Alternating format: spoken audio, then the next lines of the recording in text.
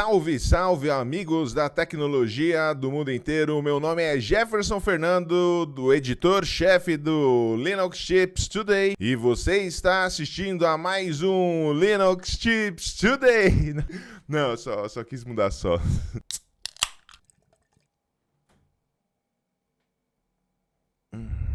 Seja muito bem-vindo a mais um vídeo do Linux Tips e hoje nós estamos aqui para falar sobre uma coisa muito legal mesmo, hein? Se você está afim de aprender muito sobre containers, fica aí, porque o negócio aqui vai ser diferente. Não vai ser aquela historinha do que é o Docker, o que é o Kubernetes ou qualquer coisa do gênero, não. Esse vídeo aqui, nesse vídeo mesmo, você vai ver mais de 1 hora de conteúdo pesado sobre containers. Então é isso que eu tenho pra falar pra você. Aí eu tô sem tempo agora, então faz o seguinte, mano, já tira tudo que você tinha pra fazer. Fala assim, ó, pro chefe, mano, não vou fazer mais nada agora, não vou fazer aqui, vou assistir o vídeo aqui agora. Não quero mais saber de nada, porque agora eu vou aprender muito sobre containers, é isso. Então nesse vídeo aqui você vai aprender muito, mano. Aí você vai aprender o quê? Você vai ter o quê? Vai ter Epic.io, Melange, vai ter o que mais? Kubernetes, Docker, vai ter o que mais? Que vai ter lá? Vai ter muita coisa mesmo, vai ter Harbor, vai ter que mais? Mano, meu Deus, Cosign, vai ter muita coisa mesmo, legalzinha, bonitinha já, meu Deus. Então fica aqui pra que você possa aprender e é um projeto na prática, você vai poder reproduzir isso, tudo esse bagulho, certo? Esse aí é o primeiro recado, é a primeira novidade. A segunda novidade é que é o seguinte, mano, você vai querer aprender muito mais ainda. Com o negócio ao vivo vai ser o seguinte, ó, no dia 9, no dia 11, no dia 14, exatamente, conhecido como a próxima semana, não sei quando você tá vendo esse vídeo, mas no dia 9, no dia 11, no dia 14, exatamente desse mês gostosinho de setembro, vai ter o quê? Um especialzão sobre containers, exatamente, vai ser o Containers Expert Live. Vocês aí já estão todos convidados para colar, porque vai ser totalmente gratuito, aonde aqui nesse canalzinho bonitinho que você já conhece, youtube.com/linuxchips. Sim, será por aqui, você tem que estar presente bonitinho para que você possa aprender tudo bonitinho, ainda concorrer tudo que vai ter lá os treinamentos, mano. E o mais importante, pegar o material, aprender de verdade e ver as pessoas maravilhosas que vão passar aqui desse periodinho todo bonitinho de ai meu Deus. Dita essas duas novidades, eu posso tomar um golinho de cerveja? Pode mesmo? Obrigado.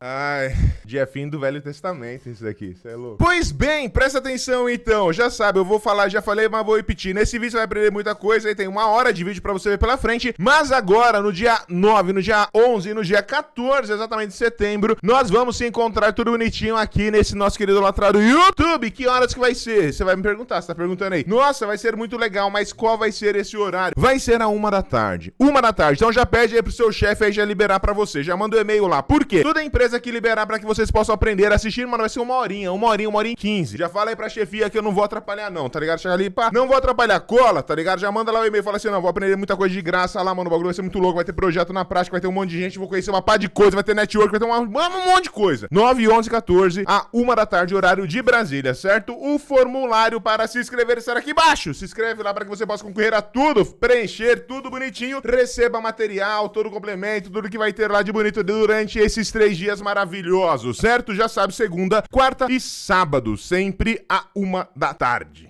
Dito tudo isso, agora eu vou fazer o seguinte, eu vou fazer uma introdução aqui. Tem um cara chamado Fábio, vocês estão ligados do PIC, né? Todo mundo conhece, Programa Intensivo e Containers de Kubernetes. Nós estamos na segunda turma do PIC, a primeira turma tá nos finalmente, mano, tá lá nos finalmente já, louco, mais de 1 ano já de muito conteúdo pros caras foda. A segunda turma tá por aí, a primeira turma já conheceu um monte de maus elementos aqui, eu trouxe uma porrada de gente aqui pra que vocês conhecessem, vissem lá a galera palestrando. Agora, eu vou apresentar pra vocês aqui uma pessoa sensacional demais, manja muito, já ajudou muita gente aí a setar os rolês nos Telegram, mano, valeu demais. Fábio, o maravilhoso Fábio, mano, ele fez o seguinte, ele fez um esquema, ele fez um vídeo mostrando como que ele fez o projeto dele. Sim, porque lá no PIC você precisa entregar um projeto, tem um projeto lá na metade do treinamento, você precisa entregar um projeto pesado, bizarro. E ele aqui agora, nesse vídeo, vai explicar como que ele fez isso. Passo a passo você vai poder aprender. Já falei, os 40 minutos só dele falando lá, é muito conteúdo, é 1 hora de conteúdo pra que você possa aprender de montão. Então, agora é aquele momento, fala assim, ó, pra todo mundo, calem a boca, desliga o celular, faz tudo esse bagulho aí. Presta atenção que o Fábio vai falar e o maluco é brabo, é zica pra caramba, explica bonitão, gravou o bagulho da horinha. E, mano, é uma porrada de ferramentas, é um conjunto muito foda de ferramentas, beleza? Bora lá, então, agora, acompanhar o sensacional Fábio. E vai falando aí pra mim do que vocês estão achando desse bagulho lá, no final eu volto aí pra trocar ideia com vocês. Mas, ó, fala pra mim, vai comentando aqui embaixo. Caralho, não conhecia essa ferramenta. Nossa, essa ferramenta aqui, tá ligado? Vai falando aí pra mim pra eu saber tudo certinho, tudo bonitinho. Eu vou ficar aqui tomando minha cerveja e vendo aí o maravilhoso Fábio, cria do PIC aí 2024, levando muito conteúdo sobre o projeto dele durante aí o PIC, né? Na metade do PIC, mano, o maluco tá na metade. Imagina quando tiver no fim, vai ser foda. Vai, toca o vídeo aí, toca o vídeo. É nóis. Fala pessoal, beleza? O meu nome é Fábio, Eu sou aluno do PIC, da Linux Tips, da turma de 2024, e hoje eu tô aqui para mostrar um pouquinho de como eu resolvi o primeiro desafio proposto ali pra gente. Então, compartilhando aqui a tela. O desafio era sobre a gente criar ali um ambiente totalmente seguro e funcional para rodar nossa aplicação Giropop Senhas dentro de um cluster do Kubernetes. Então, a gente teria que utilizar ali desde a criação de uma imagem totalmente segura e assinada, utilizando o Cosign, até a criação de um cluster totalmente seguro, também utilizando as melhores práticas. E eu vou mostrar para vocês agora o resultado final que eu cheguei, passando bem rapidamente por cada item, tá? Uma das coisas que não estava pedindo ali no desafio, mas foi algo que eu adicionei no meu resultado final, foi a questão da infraestrutura. Uh, eu me baseei nesse outro projeto que eu desenvolvi também no PIC há algum tempo atrás, que era um projeto que eu queria criar ali utilizando só os recursos free tier da AWS, um cluster Kubernetes baseado em máquinas EC2. Então, por exemplo, eu estava criando ali máquinas com 1 GB de CPU e 1 GB de RAM, ali, que são as máquinas grátis da AWS no free tier, e adaptando o meu cluster para que ele rodasse com essa pouca quantidade de recursos. Quem quiser dar uma olhada no código, forcar esse código aqui, subir as suas próprias instâncias ali, fica à vontade. A ideia aqui é realmente ele ter um cluster para estudos mesmo, para entender como que funciona ali a conexão do Kubernetes, porque também não dá para fazer muita coisa ali utilizando esse cluster com essas máquinas mínimas.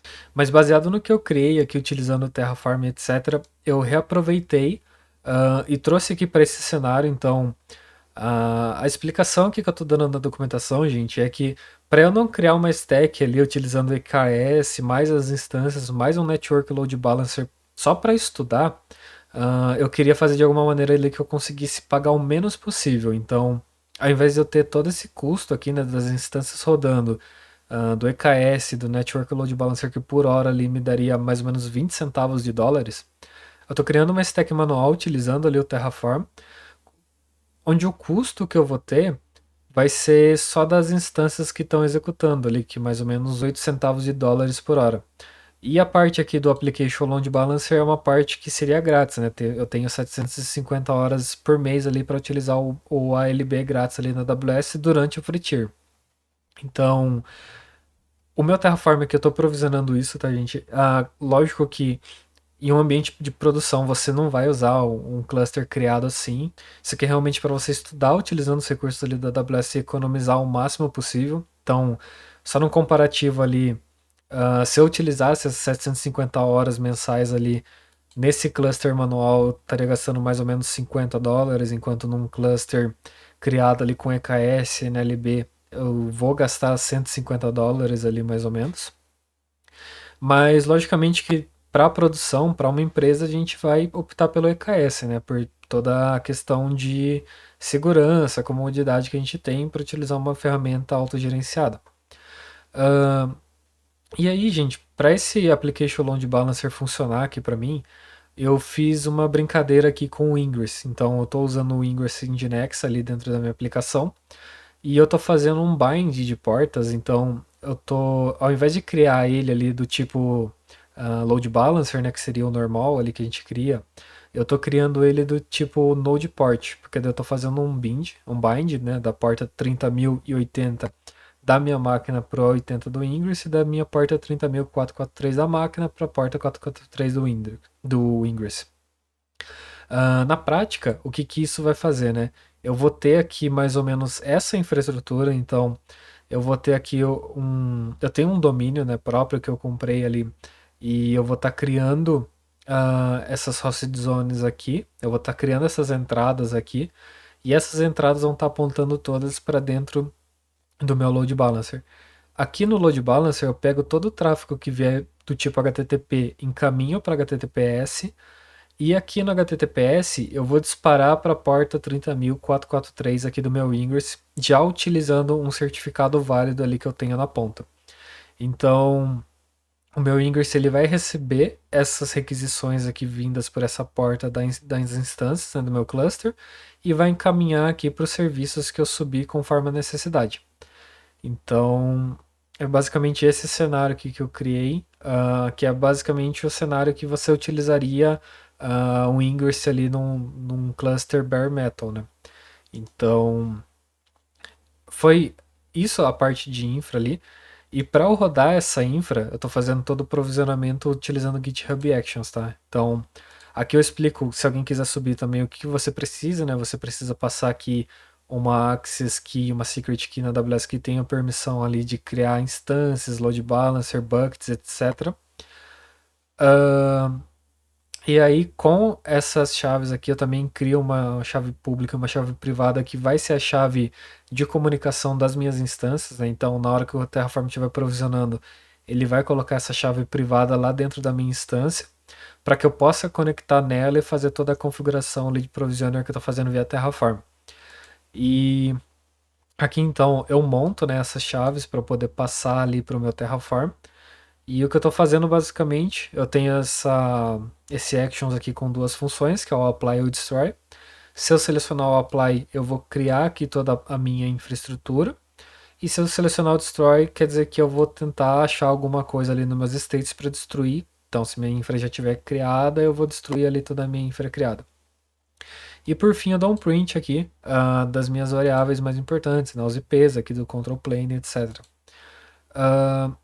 Mostrando rapidamente aqui, gente, o meu código, vocês podem ver que não é nada muito complexo, tá? Eu criei um módulo aqui criando aqui, então, passando as chaves, criando security groups, etc. E faço aqui a criação das minhas máquinas, então, né? A primeira instância vai ser a instância control plane, é onde eu estou passando toda a configuração aqui, estou setando um hostname nela como control plane. Todos os comandos aqui de instalação do Kubernetes eu me baseei na documentação do Kubernetes, né, de como subir um cluster. E o que eu faço aqui no meu control plane é rodar um kubeadm init, passo aqui o meu CIDR que eu vou querer e crio aqui o meu .kube.config, né? E aí com esse kubeconfig eu estou subindo ele aqui para dentro de um SSM parameter da AWS, porque eu vou consumir ele ali a partir das minhas máquinas workers para poder estar ingressando nesse cluster e também poder estar configurando esse cluster, né? Então, aqui vocês vão ver toda a criação, né, do ALB que eu comentei ali, todo o meu redirecionamento ali utilizando Target Group para dentro da porta 30443 e também o redirect que eu faço da 80 para 443 e a 443 realmente saindo para o meu Target Group. Além disso, também eu estou criando as entradas do route por aqui, então tudo que eu mostrei ali, que no caso são essas entradas aqui, eu estou criando elas ali no route e já taxando nesse balancer que eu estou criando. E depois de tudo isso, eu começo a criação aqui das minhas instâncias workers, então. Então, as instâncias workers são todas que não são a primeira, porque a primeira sempre vai ser no control plane. Então, vamos supor que eu coloque aqui 5, 6 instâncias. Para essa configuração aqui que eu criei, eu vou estar tendo um control plane só, tá? Então, isso é uma coisa que eu posso melhorar no meu código para um futuro. E aí, eu estou realmente fazendo a mesma instalação também ali conforme a documentação do Kubernetes, só que com a diferença de que eu vou dar um join e não um kubeadm init, né? Então, eu atacho então esses nodes ao meu control plane ali, crio o meu cluster Kubernetes. E aí, especificamente, quando for o meu worker 1, que tem o hostname ali, pick worker 1, eu vou baixar o meu parâmetro ali que tem o meu kubeadm, que tem o meu kubeconfig, desculpa, e vou começar a utilizar ele aqui. Então, eu vou fazer aqui primeiro o provisionamento do Ingress ali do tipo Node Port, igual eu comentei, né? Se eu olhar aqui no Ingress, é isso que eu estou fazendo aqui dentro do server dele. Eu estou mudando para o tipo Node Port, estou fazendo o bind das portas aqui. Tiro esse webhook que me atrapalha quando eu faço essa configuração aqui diferenciada. Então, eu tenho que tirar esse webhook, senão o meu Ingress ele não sobe. Estou instalando aqui também o Helm já e adicionando todos os pacotes do Helm e criando também aqui já os meus namespaces que eu vou utilizar. Então, basicamente é isso que eu estou fazendo aqui via Terraform. Aí eu subo a minha infra, né, via Terraform E depois que eu subo a infra, eu apago esses dois parâmetros que eu criei lá na AWS para que também não fique disponível, mesmo que de maneira privada, que ninguém tenha acesso aqui, né? Por exemplo, no meu kubeconfig ou no comando ali de join no meu cluster. Então, é isso a parte da infra. E aí, gente, vamos olhar um pouco então para a parte de criação das imagens. Aqui eu quis deixar bem exemplificado que a gente consegue fazer a criação das imagens de N maneiras diferentes. Então, a gente pode criar via Docker, que é o mais comum, a gente pode utilizar o Podman, e também a gente consegue criar imagens praticamente do zero. Então, mostrando aqui, ah, nesse contexto aqui, deixa eu voltar a tela. Eu subi a mesma aplicação aqui 3 vezes, então eu vou querer passar por elas aqui. Uma vez eu estou fazendo o build de maneira normal, que seria um build convencional. Eu estou puxando uma imagem do Python aqui porque minha aplicação é uma aplicação Python. E estou fazendo toda a configuração aqui e fazendo o meu entry point aqui, o meu CMD para startar o container, né? É uma maneira válida da gente estar criando uma imagem, mas ela tem diversos problemas, como a gente vai poder ver aqui na sequência. Então, eu fiz o build da imagem, né? Chamei aqui de build normal. Então, a nossa imagem subiu aqui. A gente tem 148 megas nessa imagem. E se a gente começar a dar uma olhada em como essa imagem está criada, a gente já consegue perceber uma coisa um pouco chata, que é a questão de ter muitas camadas aqui. Como essa imagem é baseada em um sistema operacional ali do Python, a gente tem toda a construção do sistema ali até o momento que a gente realmente começa a construir nossa imagem, que seria daqui para cima, por exemplo. E como a gente está baseado num sistema operacional, a gente consegue, por exemplo, rodar um cat aqui e ver que a gente está rodando dentro de uma imagem Debian. Quais são os problemas, né, da gente estar executando aqui em cima de um sistema operacional completo, igual a gente está fazendo aqui? O principal deles é que a gente vai ter bastante área de ataque dentro dessas nossas imagens, né? Por exemplo, se em qualquer uma dessas camadas aqui eu tenho a criação de uma secret que depois é apagada numa camada para cima, mesmo que no container final essa secret vai estar apagada lá, eu consigo sim entrar na camada onde essa secret existia e capturar lá, recuperar os valores dela. Então, isso é um dos problemas. E outro problema é que quanto mais dependências eu tenho, quanto mais pacotes aqui, e no caso de uma instalação de um sistema operacional eu tenho muitos pacotes, quanto mais pacotes, mais vulnerabilidades eu tô propenso a ter, né? Então, fazendo um scan aqui dessa minha imagem do build normal, eu posso ver aqui que eu tenho 105 vulnerabilidades, sendo que uma delas só é fixable, né? Então eu só consigo, nesse momento, corrigir uma. Eu acredito que já deva ter uma minor version ali do Python no Docker Hub que corrija essa aqui que é corrigível, né? E só que mesmo assim, ainda são 104 vulnerabilidades ali dentro do meu container que eu não consigo corrigir porque algum pacote ali tem essa vulnerabilidade e eu só tenho que aceitar ela. E aí como que a gente pode pensar em melhorar isso, né? A gente pode estar construindo imagens do tipo Distroles. Então, mostrando aqui de novo o meu VS Code, se a gente olhar aqui então, o Distroles, o que ele seria? A gente tem aqui um sistema operacional completo novamente aqui, baseado em Python, onde a gente vai fazer todo o processo de build que a nossa aplicação precisa. E depois a gente vai estar movendo somente os executáveis ali, os binários da nossa aplicação para um segundo container, utilizando o conceito de Docker Multistaging. A gente move tudo que a gente precisar ali para um segundo container.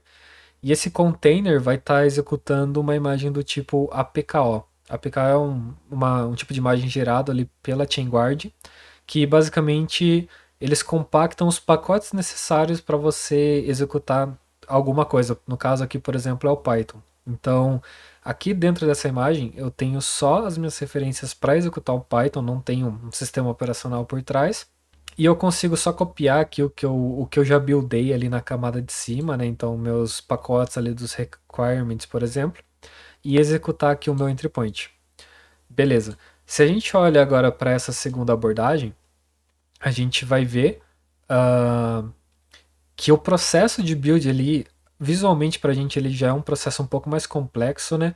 Apesar de não ter muita diferença ali do que a gente precisa fazer no Dockerfile, mas essa complexidade já dá algumas vantagens pra gente, né? Então, enquanto aqui a gente tinha 148 megas por conta do sistema operacional, etc., aqui a gente tem uma imagem de 71 megas. Então, a gente já tem um cenário muito mais interessante, já pensando em tamanho mesmo. A gente tem muito menos pacotes aqui, realmente só o que a aplicação precisa para executar.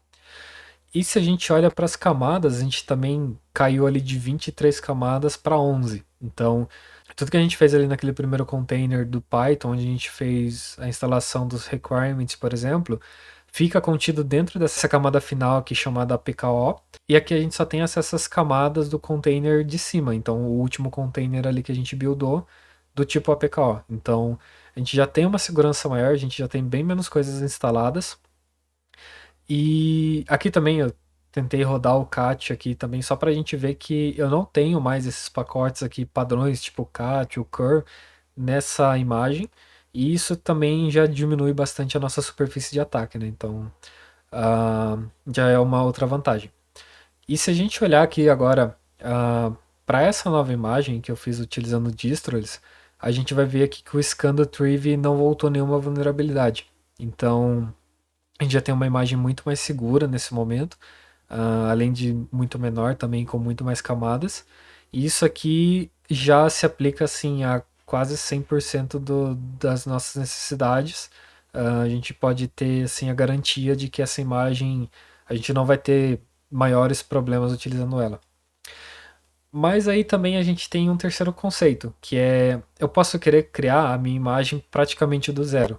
Então, a TeamGuard ela também vai disponibilizar mais uma ferramenta para a gente, que é o Melange. O Melange ele é uma maneira da gente buildar ali a nossa imagem junto com os pacotes, já que a gente precisa, e a gente transforma basicamente a nossa aplicação como se fosse um pacote do sistema operacional. Então vamos supor, a nossa aplicação ela vai precisar ali do Python, ela vai precisar de um BusyBox, por exemplo, para poder rodar um Echo, um Cat, alguma coisa assim, a gente passa esses pacotes para dentro da nossa aplicação, a gente faz todo o processo ali dentro do Melange de buildar a nossa aplicação como um pacote, e aí depois a gente vai mover esse pacote do Melange que a gente criou para a nossa imagem final do APKO.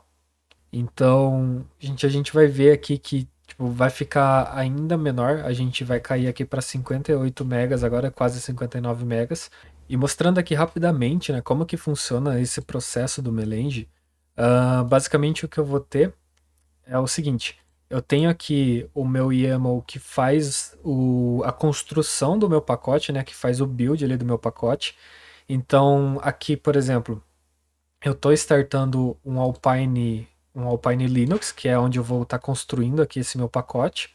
Aqui eu coloco o que eu vou precisar para construir o meu pacote da aplicação. Então eu vou precisar do Python, vou precisar do BusyBox aqui, por exemplo, vou precisar do Virtual Env, vou precisar do pip para fazer a instalação ali dos meus requirements. E tem os meus pacotes aqui. Aí com esses pacotes eu vou fazer o build desse pipeline aqui. Então eu vou estar construindo aqui todo o meu pipeline e vou sair aqui com a minha imagem final já num Virtual Env, que vai estar disponível aqui no meu caminho que eu estou criando, que vai ser o SRBin Giropop Senhas. Então eu vou criar esse pacote e aí com o APKO eu vou consumir esse pacote dentro de uma imagem. Então aqui eu estou criando o APKO. Eu tô pegando literalmente somente o que eu preciso. É um base layout aqui do Alpine. O meu pacote do Giropop Senhas, que agora ele é sim um pacote. E o Curve. O Curve eu já vou falar porque que eu preciso dele aqui especificamente nessa situação, tá? Mas aí então eu consigo brincar, por exemplo, de passar para a aplicação, de passar para essa imagem aqui não executar como root, né? Eu consigo definir já um ID aqui para o meu usuário que vai executar e passo aqui o entry point, que vai ser o meu virtual env ali para a aplicação já começar a executar assim que eu der o run no container. Beleza, então se a gente voltar aqui agora, a gente vai ver então, né, igual eu tinha comentado, que agora a gente tem 59 megas aqui, que a gente conseguiu diminuir mais 10 megas, mas o mais interessante de tudo vai ser isso aqui. A gente agora tem uma camada só, então a gente diminuiu o máximo possível que a gente podia a nossa superfície de ataque. Então, quem tiver acesso a um possível vazamento aqui da nossa imagem, só vai conseguir ver o que realmente está criado ali em cima do APKO, em cima ali do nosso container final, entre aspas. E para mostrar que eu não tenho como executar nada ali também, eu estou tentando rodar um etc US release para pegar ali uma possível release. E eu tô caindo diretamente aqui para dentro do meu. E eu tô caindo aqui diretamente para dentro do meu Python, que é o meu entry point ali dentro da minha imagem, né? E aí, só para não restarem dúvidas também, a gente dá uma olhada aqui nas vulnerabilidades utilizando o Triv. A gente não tem nenhuma vulnerabilidade, então é um cenário assim o mais ideal possível. Pro restante da entrega aqui, eu vou estar utilizando essa imagem que eu fiz via Melange, tá? Então, vamos seguir aqui. Tem toda a parte aqui do Helm também. Eu estou falando os repositórios que eu estou instalando aqui dentro do meu cluster. Mas o mais importante aqui é a criação de um chart Helm aqui de maneira manual. Então, a gente consegue definir os nossos próprios charts ali, a gente consegue criar do zero para atender as nossas necessidades, né? Então, no caso aqui, eu gerei dois charts. Eu vou ter o meu Helm pro Ingress, porque como eu disse ali, eu tô criando vários Ingress, né, já de cara, então eu tenho aqui toda a configuração que eu preciso para criar um Ingress e tô passando os valores aqui para eles. Então, eu tô criando o Ingress do Giropop Senhas, tô criando do Grafana, do Harbor, tô criando do Locust, tô criando do Prometheus também. E o mais importante que era o foco da entrega é o Helm do Giropop Senhas, né? Então, eu estou criando aqui um Helm do tipo Deployment, Service e Service Account, porque é uma coisa que eu vi que é bastante importante ali durante o curso do PISC, é que a gente tenha sempre Service Accounts diferentes para diferentes deployments, né, diferentes pods, para que a gente não tenha recursos se comunicando ali com outros recursos sem que haja necessidade. Então, eu vou ter aqui, né, um código bem simples de criação de um service account, um código bem simples de criação de um service, de maneira ali a percorrer a lista, né, dos meus velos, e a parte do deployment em si. A parte do deployment também é bem padrão o que a gente precisa ali para a criação de um deployment, um name, um namespace, toda a parte aqui da especificação do template do container. Mas parando aqui rapidamente, isso eu acho uma coisa interessante de se falar, é quando eu tenho Helm eu consigo utilizar ali uma mesma estrutura para diferentes ambientes. Então, eu quis dar um exemplo aqui, por exemplo, com a variável env. Eu posso passar o valor de env ali durante a instalação do meu Helm, e aí eu vou ter ali uma label diferente dependendo do ambiente que eu passei aqui durante a instalação. Se eu não passar nada, ele vai ser setado como dev. Mas no próprio install do Helm eu já consigo resolver isso aqui. E aqui eu dei um exemplo criando uma env, mas isso aqui poderia ser usado assim de maneira mais legal, por exemplo, para definir os limites de recursos dependendo. Por exemplo, se for prod, eu limito a quantidade X, se for dev é só metade disso. Então eu consigo fazer todo esse trabalho aqui já no meu Helm aqui. Olhando um pouco mais, tem toda a parte de criação aqui dos metadatas, do template, aqui a definição de um service account name aqui por deployment, né? E aqui tem também a parte de Imageable Secrets, porque se eu for, como eu vou utilizar o meu registry privado, eu preciso estar passando uma chave ali para eu poder baixar essas imagens. E, enfim, a configuração dos containers, né? Então, passando quais vão ser os containers que eu vou executar, quais são as portas que eu vou expor, passando ali também a questão de variáveis, se eu tiver variáveis criadas ali dentro do meu container, definindo os recursos, os limites, os requests dos meus recursos, fazendo configurações também de segurança, falando se esse meu container que está executando vai poder escalar privilégios, qual usuário que ele vai executar, quais capabilities que eu quero dropar, ou que eu quero garantir aqui para o meu container. E também a parte de probes também, né? Fazer uma liveness probes, uma readiness probes. E se eu quiser também sobrescrever o entry point ali do meu container, eu posso passar algum command ali dentro do meu deployment. Então, olhando um pouco para os valores aqui, gente, eu criei aqui toda a configuração do Giropop senhas ali apontando já para o meu registry privado. Tô definindo aqui que ele não vai escalar privilégio, né? Inclusive eu não vou passar nenhuma capability para ele poder utilizar. Tô definindo aqui qual que vai ser o meu liveness probe, né? Onde que ele vai executar. Qual que vai ser o meu readiness probe. Então por isso que eu tive que instalar o cur dentro da minha imagem final, porque eu precisava utilizar ele aqui nesse caso. Qual que vai ser as métricas dele aqui, né? Quanto tempo ele espera até começar, de quanto em quanto tempo ele vai fazer a verificação, etc. E aqui a chave que eu vou utilizar ali para acessar o meu registro privado.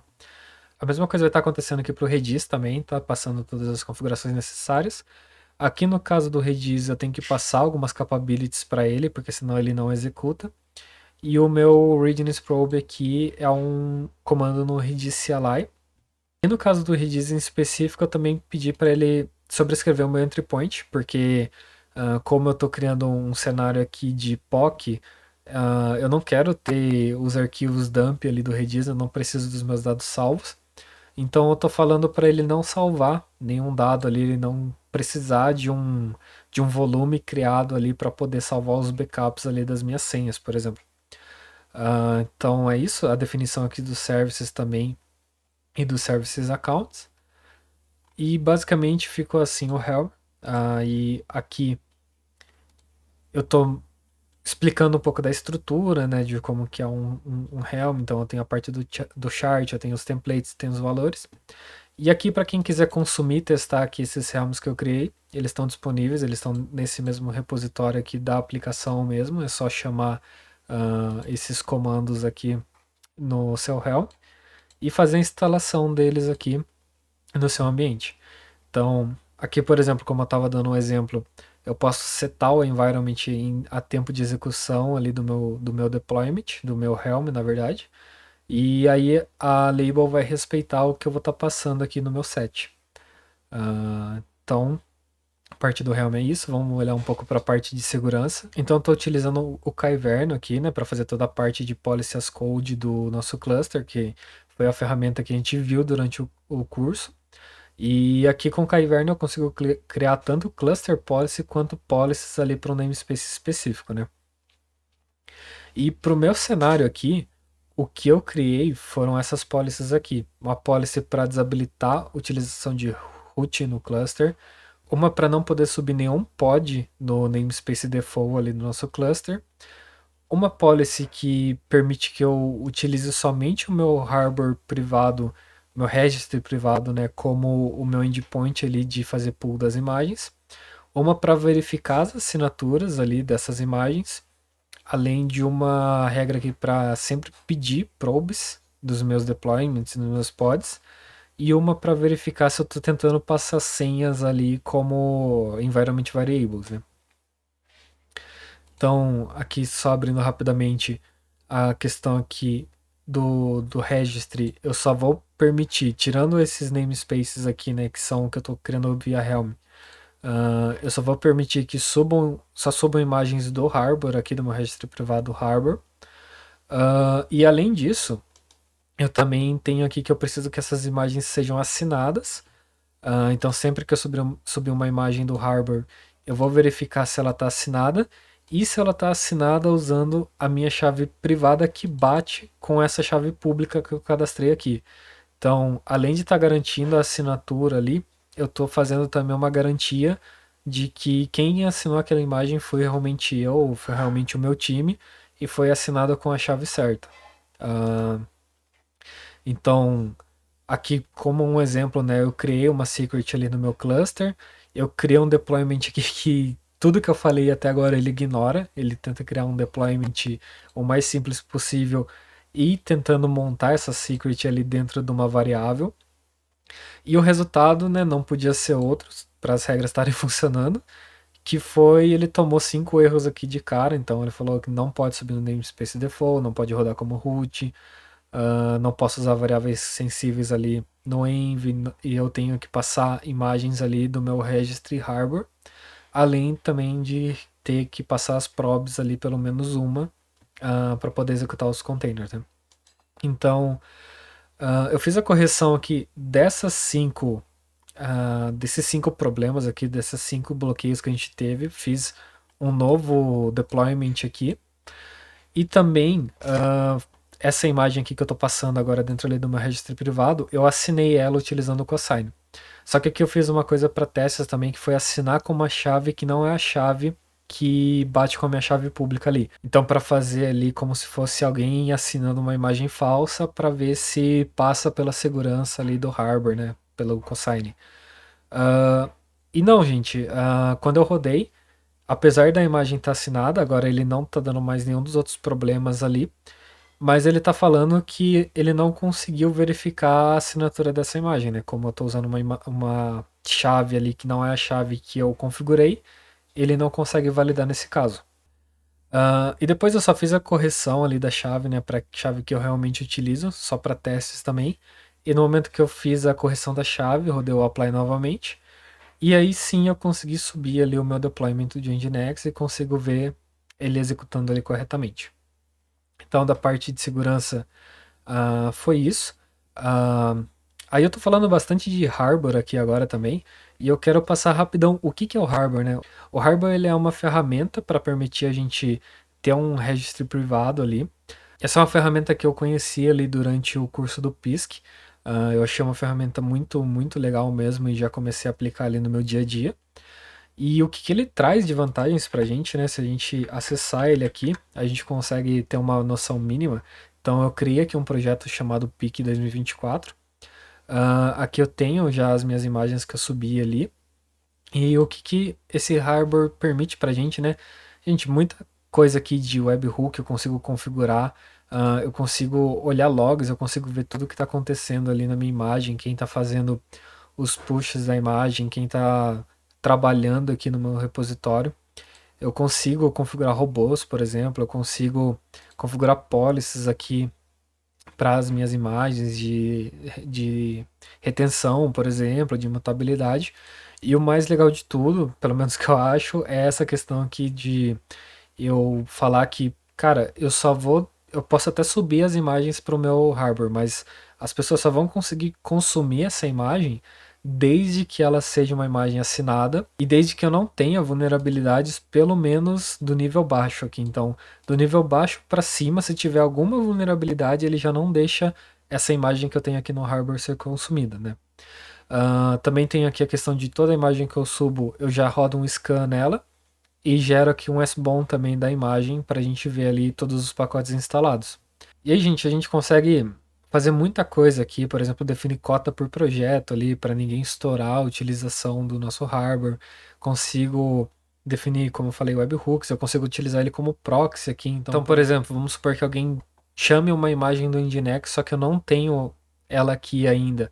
Aí o meu hardware ele vai fazer o trabalho de acessar ali um Docker Hub, por exemplo, dependendo da configuração que eu estou passando, e baixar essa imagem e deixar ela disponível aqui. Então, as próximas pessoas que solicitarem essa mesma imagem, ela já vai estar aqui criada e totalmente nos parâmetros que a gente precisa.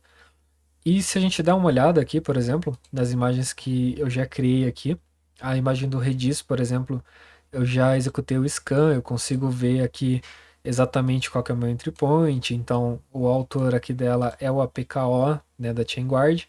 Consigo ver todos os pacotes aqui que eu tenho dentro dessa imagem no SBOM. E se a gente pegar aqui também uma imagem que tem vulnerabilidades, como essa do Nginx que eu subi aqui para testes, a gente vê então que ela tem 152 vulnerabilidades, 3 críticas e só uma vulnerabilidade aqui a gente consegue corrigir por enquanto. A gente consegue explorar aqui no detalhe o que que a gente tem nessa imagem, né? Então a gente consegue ver da onde vêm as vulnerabilidades. Então, por exemplo, esse pacote aqui tem 2 vulnerabilidades críticas aqui. A gente consegue acessar aqui o site da Aqua Security e olhar mais sobre essa vulnerabilidade, ver o que que ela causa, o que que a gente pode fazer para contornar. E eu tenho aqui também todas as informações referentes ao SBOM da imagem aqui, né? Então consigo ver todos os pacotes que são instalados aqui dentro dessa minha imagem base. E a partir disso eu consigo trabalhar com o que eu precisar aqui com as minhas imagens. Então, explorem o Harbor. O Harbor é uma ferramenta muito legal. Utilizem no dia a dia. E é isso. Então, voltando aqui. Aqui eu estou explicando basicamente o que eu acabei de falar, né? E aí aqui vem a parte do build da imagem, né? Então, gente, o que eu criei aqui? Eu estou fazendo aqui um parâmetro para definir qual que vai ser o meu environment, se vai ser PRD, Staging ou Dev, dependendo da branch que eu estou rodando essa aplicação. Então, eu estou levando em conta, por exemplo, que o dev veio aqui na aplicação, aqui seria o repositório raiz da aplicação. Ele fez alterações que ele queria aqui e ele rodou o pipeline. Então, dependendo da branch que ele rodou, ele vai setar aqui um environment diferente. Aqui, de novo, eu vou precisar de algumas chaves, então eu estou criando uma chave para o cosign aqui, que é a chave que ele vai assinar e que tem que fazer match com aquela chave da minha regra. E estou gerando também duas chaves para o melange. Então essas são as chaves que ele vai utilizar ali para garantir o build do pacote e depois o consumo no APKO, para garantir que eu estou falando ali com a mesma imagem, com as mesmas configurações, de maneira que nada entrou nesse meio tempo ali, nada que não seja reconhecido e que possa estar tentando instalar um pacote malicioso ali no meu processo de build, por exemplo. Então, eu faço a construção dessas chaves aqui na minha esteira, no meu pipeline, e vou para o processo de fazer o build dessa minha imagem aqui com Melange. Então, eu estou copiando aqui, né, os arquivos para dentro aqui do meu repositório onde está a aplicação. Aí eu vou executar um Docker Run em cima da imagem do Melange da ChainGuard. Eu poderia instalar aqui o Melange, o APKO no meu runner do GitHub, mas daria um trabalhinho e eu posso utilizar aqui via Docker também, que não tenho problemas. Então eu gero aqui, igual eu mostrei, o meu build, e aí com o meu build gerado eu faço a instalação desse pacote numa imagem final ali do tipo APKO e levo essa imagem para dentro do Docker. Então eu vou ter a imagem ali no Docker, vou fazer o login no meu Harbor para eu conseguir jogar essa imagem lá para dentro, vou instalar o cosign aqui nesse meu runner e vou começar a taguear as imagens, né? Então eu vou fazer uma tag ali com o SHA do meu commit. Vou fazer uma tag de ambiente ali também, se é dev, staging ou prod. E vou fazer push dessas tags. E aí, especificamente, se meu ambiente de execução aqui for um ambiente prod, eu vou também definir uma tag de latest. Então, somente em execuções de ambiente produtivo, a imagem final vai ser considerada uma imagem de produção. Então, é o que eu estou fazendo aqui nesse if. Então, considerando só o ambiente produtivo, jogando para produção. E aí eu vou ter a minha imagem disponível aqui no meu Harbor, no meu registro privado. Ela está aqui já sendo vulnerabilidades. E é isso aí. Então, gente, a parte do Harbor é isso, só para mostrar para vocês mesmo como está funcionando aqui. Então, são as imagens que eu subi. Eu já consigo garantir o tree view cosign dentro do Harbor, então isso facilita demais a questão de não precisar ficar instalando e ter uma máquina ali no meio para estar verificando as imagens, se está assinada e tal. Eu consigo fazer tudo isso já utilizando o Harbor. E aí, enfim, com a aplicação, com as imagens aqui dentro do Harbor já, eu posso fazer um install do meu Helm ali da aplicação do Giropop Senhas. Então vou fazer um install, vou acessar o ambiente e eu vou conseguir ver já, igual eu tinha comentado no começo, que aqui o meu ambiente está criado de maneira totalmente segura, com certificado válido, por conta do Application Load Balancer ali já está com certificado na porta 443. E a partir de agora eu já consigo trabalhar com a minha aplicação aqui bem da maneira como eu quiser. Então posso gerar senhas aqui, posso verificar que o meu cluster já está totalmente de pé aqui, executando da maneira como eu queria. Então, com tudo isso, agora a gente olha um pouco para a parte de monitoramento. Para fazer o monitoramento, então, eu vou estar utilizando o Prometheus. E eu fiz algumas alterações ali a nível de aplicação para adicionar alguns paths ali que eu quero monitorar. Então, dentro das configurações da aplicação, eu vou estar contando, além do que já tinha ali pré-configurado, eu quero contar também quantas senhas são geradas sem número, quantas senhas são geradas com caracteres especiais, quantas senhas são geradas sem caracteres especiais, só para a gente ter a mesma uma métrica ali visível dentro da nossa aplicação. Vou contar também erros de conexão com Redis, o tempo que está demorando para gerar uma API, quantos erros a API tem ali durante a execução, e também o tamanho da fila que está sendo gerada ali no nosso Redis, né, por container. Então, se eu olhar aqui no meu Prometheus, eu já consigo ver aqui o meu Service Monitor rodando. Esse Service Monitor, vou compartilhar rapidamente aqui, é esse cara aqui. Então, eu criei aqui, estou monitorando o path/metrics ali da aplicação a cada 30 segundos e buscando ali o meu deployment de Giropop senhas. Então, com essa configuração aqui dentro do meu Prometheus, eu já estou com tudo configurado. E aí, eu criei também um dashboard no Grafana para a gente conseguir visualizar essas métricas aqui do Prometheus de uma maneira mais elegante. Então, eu vou ter aqui meu dash Giropop senhas. E aqui eu vou conseguir ver, entre algumas outras informações, por exemplo, quanto que cada node aqui está consumindo de memória, quantos pods eu tenho em cada um dos namespaces dentro do meu cluster. E aí aquelas métricas ali que eu defini, né? Quantas senhas tem caracteres especiais, quantas não tem, quantas tem números, quantas não tem. Se eu tive erros de conexão com Redis aqui, e a quantidade de senhas que eu gerei no total. Além disso, também eu consigo ver aqui, né, o uso de memória por pod. Então, consigo ver, por exemplo, aqui o API Server do kubesystem é quem mais consome minha memória aqui. Consigo filtrar, por exemplo, eu quero ver quanto que o Kyverno aqui está consumindo de memória. E ele tem aqui uma utilização bem baixa até, que o pico deve ser no momento em que eu instalei alguma coisa dentro do cluster, ele precisou verificar se estava tudo ok. Consigo ver aqui, por exemplo, o meu Triv também, quanto que ele está consumindo de memória. E aqui de novo, ele deve ter dado pico aqui no momento em que eu rodei o scanner ali dentro do Harbor. Então, gente, aqui eu tenho bastante visão das coisas que estão rodando dentro do meu cluster. E aqui também eu estou monitorando o tempo de resposta da API ali dos meus dois pods, né, no caso aqui. Então, um pode estar um pouquinho mais demorado que o outro, mas ainda assim é menos de 1 milissegundo aqui para estar gerando uma senha. Então, tá bem tranquilo esse caso. E aqui no Grafana também eu configurei a parte de notificação. Então, eu criei um bot ali no Telegram que eu configurei ele aqui. E estou configurando esse bot para mandar mensagens para mim, para qualquer problema que eu venha ter dentro do meu cluster ali. Então, se eu olhar aqui, eu criei um alert rule falando que toda vez que meu deployment ali do Giropop senhas escalar para mais que 6 ou 6, né, eu quero ser notificado. Então, ele vai me disparar um alerta ali. Esse alerta ele demora questão de 5 minutos ali para ser disparado. Então, eu já deixei ele já rodei ele previamente aqui, né, para mostrar para vocês.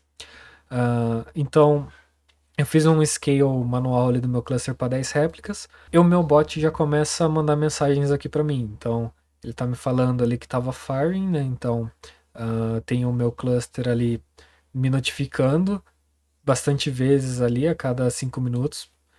E no momento em que eu abaixei as réplicas ali para 2 novamente, ele parou de me notificar. Então, o problema foi resolvido. Então, essa aqui foi a configuração que eu fiz aqui a nível de monitoramento, tá? Então, quem quiser olhar um pouco melhor também fica à vontade aí para explorar. E aí vamos para a parte mais legal, né? Que agora é a parte de fazer o stress test ali no nosso container, né? Então, eu instalei aqui o Metrics Servers dentro do meu cluster para poder ter as métricas ali, trabalhar com HPA dentro do container.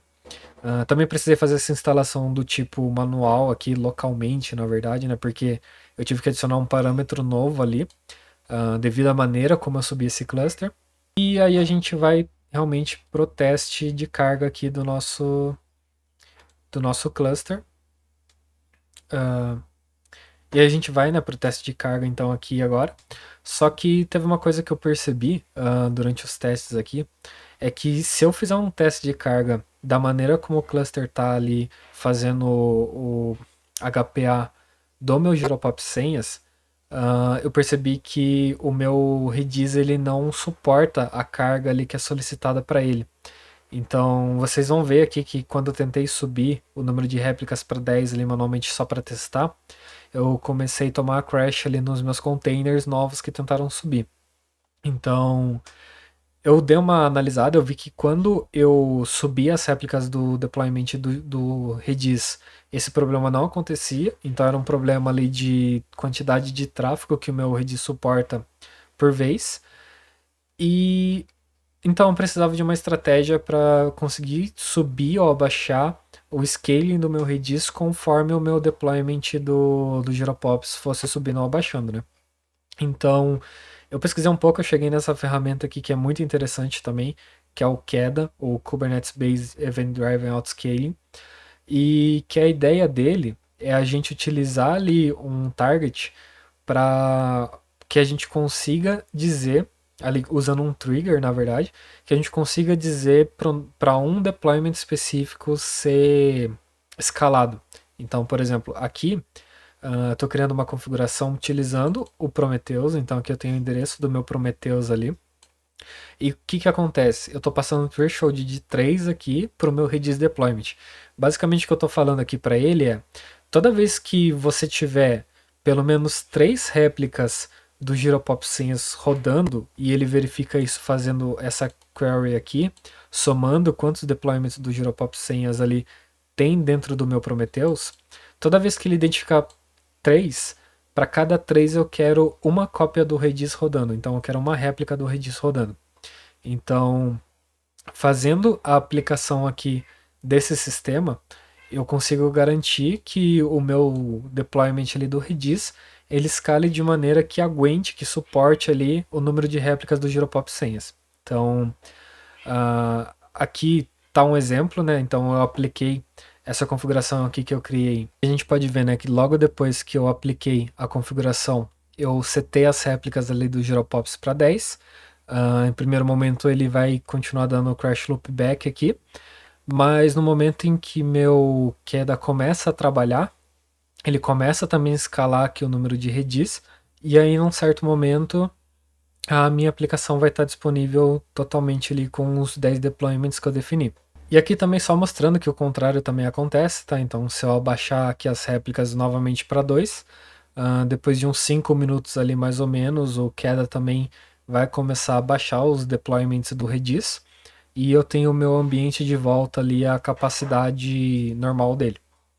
Então, eu fiz essa configuração e agora a gente vai testar se ela está funcionando utilizando o stress test aqui com o Locust. Então, basicamente o que eu fiz aqui no Locust foi eu aproveitei bastante coisa do que o Jeff já tinha criado ali com o Locust para bater no Giropop senhas, tá? Então, eu vou ter a criação de um deployment e vou ter a configuração de um service aqui também para eu conseguir acessar ele. E o que eu faço é consumir esse script aqui, locust file, onde eu defini 2 paths que eu quero estar batendo. O primeiro path é o API gerar senha e o segundo path é o API senhas. Então eu vou fazer um stress aqui dentro desses 2 paths e a gente vai ver ali o que acontece na nossa interface. Então vamos realmente aqui agora abrir o Locust, né, para começar o nosso teste. Então o teste aqui, eu vou mandar um teste de 1000 usuários com 100 ali por segundo. Acredito que o nosso cluster não vai aguentar muito tempo ali, até pela capacidade que ele tem. Então, eu vou estar batendo DNS interno, tá? Como as duas aplicações ali estão dentro do mesmo cluster, eu consigo chegar nessa porta aqui do service do Giropop senhas, eu vou bater nele diretamente, até para evitar que o balancer da AWS, ali, alguma regra da própria AWS, comece a bloquear esse meu tráfego. Então, vou estar batendo internamente, 1000 usuários, 100 a cada segundo, e vamos ver quanto tempo o cluster vai aguentar aqui, né? Quanto tempo o serviço vai aguentar. Então, começou aqui. Que eu já consigo ver os charts, né? Eu já consigo ver o tráfego subindo aqui, o número de requests subindo. Vou deixar aberto nessa tela aqui um tempo, vou compartilhar aqui também o terminal, então a gente vai conseguir acompanhar a quantidade de deployments aqui, a quantidade de réplicas do deployment, na verdade, né? Vou rodar aqui também para a gente poder ver o top pods aqui, para a gente poder ver a utilização de CPU e memória dos pods. E agora eu vou deixar rodando aqui um pouquinho para a gente ver o cenário de escalonamento aqui do nosso cluster. Vou correr um pouco essa parte do vídeo aqui também e eu já volto.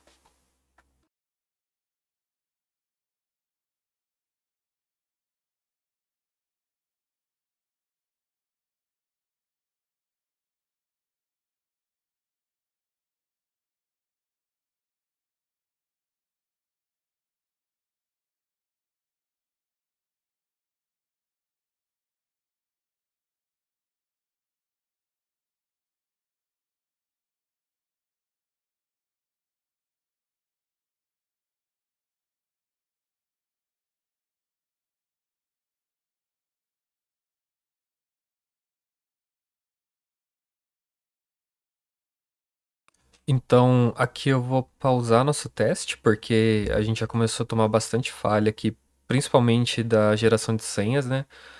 Se a gente der uma olhada aqui nos nossos charts, a gente vê que depois de um tempo mais ou menos começou a falhar aqui a geração de senhas. Isso dá em conta que principalmente desse internal server erro aqui, então a gente precisaria dar uma olhada do lado da aplicação, né, o porquê que está acontecendo isso, porque que dependendo de uma quantidade ali de requests, ele começa a falhar. Mas se a gente olhar aqui, por exemplo, no get da API senhas, a gente tomou 12 falhas aqui em 41 mil requests que a gente fez. Então, a aplicação suportou bem. Aqui a gente conseguiu ver, né, até no deployment aqui, que ele escalou para 9 e no momento que ele fez o escalonamento aqui, o Queda também trabalhou e escalou aqui o número de redis para gente não ficar tendo aqui crash nos pods novos ali do deployment de Giropops. E se a gente olhar aqui agora para o nosso Grafana, para ver como que ficou essa bagunça aqui no dashboard, a gente vai ver que foram geradas, a gente está até desatualizado aqui ainda, não, acho que tá certo já. Foram geradas quase 9 mil senhas aqui nesse tempo que a gente ficou executando. Foram criados vários pods, né? Então a gente tá com 11 pods ali no namespace Giropops. Aqui contabilizou, né, quantas senhas com caracteres especiais, quantas senhas incluindo números eu gerei. Aqui ficou zerado a quantidade de 100 caracteres especiais porque eu não criei uma condição para isso ali no meu config map do Locust. Então a gente ficou com um cenário assim, de requisições que a gente recebeu. A gente olhar aqui, a utilização de memória basicamente continuou a mesma ali. Quem utilizou mais memória esse tempo todo foi o API Server. Aí se a gente olha também no segundo lugar aqui é o Prometheus, né? Se a gente der uma analisada aqui. E o Giropop Senhas que manteve uma utilização boa até de memória aqui durante o tempo que a gente ficou executando, né? E aí agora se a gente olha... Deixa eu tirar o filtro aqui. Se a gente olha a questão aqui do tempo de resposta, a gente vê então, né? Eu vou até aumentar um pouco o range de tempo aqui. A gente vê então, né, que começou aqui com mais ou menos 2 pods aqui respondendo em muito menos de 1 milissegundo. E no momento final aqui, no final do teste, a gente já tinha o pod aqui respondendo quase que em 1 segundo. Então aumentou bastante o nosso tempo de resposta também. E nesse meio tempo também, por conta aqui do Giropops ter escalonado bastante, eu também compartilhar aqui com vocês. O nosso Telegram também começou a apitar, então ele estava falando aqui que tava, o meu deployment ele estava com um número muito alto, né? A configuração que eu fiz ali de alertas. E então tudo que a gente queria aqui, tudo que a gente queria enxergar, funcionou, funcionou do jeito que a gente queria. Então, num contexto geral, assim, o cluster aguentou bem essa carga que a gente deu nele aqui. E com isso, eu finalizo aqui a parte do estresse do cluster e também a apresentação aqui da minha resolução do desafio, gente. Então, quero ressaltar só que tudo referente a Kubernetes eu tô aprendendo agora, tá? Então, durante o peak, eu vi tudo isso aqui que eu passei para vocês, nesses últimos 6 meses, mais ou menos. Lógico que eu tenho já um background ali de DevOps com outras ferramentas, então o Terraform e GitHub Action são coisas que eu já trabalho no meu dia a dia, que eu apresentei aqui para vocês também. Mas eu digo isso principalmente porque se você está pensando em entrar numa turma do PIC, é esse conteúdo que você vai ter. E também se você é uma pessoa mais expert já de Kubernetes ali, DevOps, e viu alguma coisa que eu tô fazendo muito errada, me dê um toque, não precisa ser muito errado, mas uma coisa que eu tô fazendo errada, me dê toque aí, então me chama no LinkedIn, me chama no Telegram, vamos trocar uma ideia. E agradeço você que ficou até o final desse vídeo aí. Valeu!